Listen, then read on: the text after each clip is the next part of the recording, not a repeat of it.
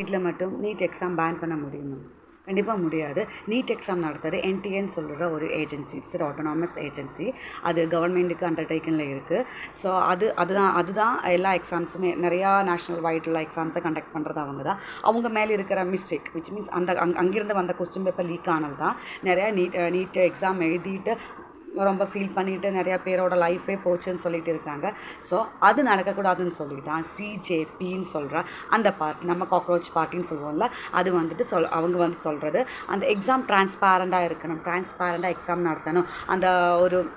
அந்த ஒரு ஏஜென்சி கவர்மெண்ட்டுக்கு கீழே இருக்குது. ஸோ அது யார் ஹேண்ட் ஓவர் பண்ணுறாங்க, அது கொஸ்டின்ஸ் எப்படி போகுது, இல்லாட்டி கொஸ்டின்ஸ் எப்படி மேக் பண்ணுறாங்க, ஸோ இது எப்படி வருதுன்னு எல்லாம் சொல்லிட்டு டிரான்ஸ்பேரண்டாக நடக்குன்னு சொல்லிட்டு தான் சிஜேபி ப்ரொடெக்ட் பண்ணுறாங்க. ஸோ அதுக்கு தான் அங்கே நிறைய ப்ரொடெக்ட்ஸ் நடந்துட்டு இருந்தாங்க. ஸோ இந்த தமிழ்நாட்டில் விச் மீன்ஸ் நம்ம தமிழ்நாட்டில் அது பேன் பண்ணுன்னு சொல்கிறாங்க. ஸோ அது பேன் பண்ண விச் மீன்ஸ் நீட்டு பேன் பண்ணியிருந்தா என்ன நடக்கும்? நிறையா டேலண்ட் இருக்கிற நிறைய ஆசைகள் டாக்டர் ஆகணும்னு சொல்லிட்டு கனவோடு இருக்கிறவங்க, ரொம்ப ஹார்ட் ஒர்க் பண்ணுறவங்களோட ஒரு ட்ரீம் தான் போகும்.